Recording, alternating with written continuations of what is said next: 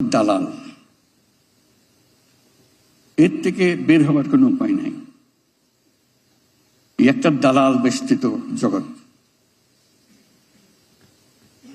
দালাল যে কিভাবে মানুষকে ঠকায়, গ্রামে গঞ্জে প্রতি জায়গায়।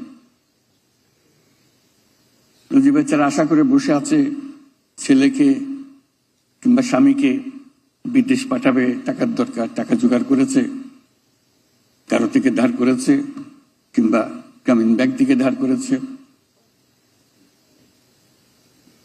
তারপরে প্রতারণা।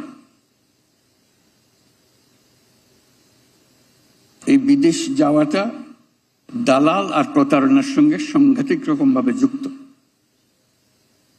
এক থেকে মুক্ত না হওয়া পর্যন্ত এটাতে কিছু কাজ হয়েছে বলে ধারণা করার কোনো কারণ নেই।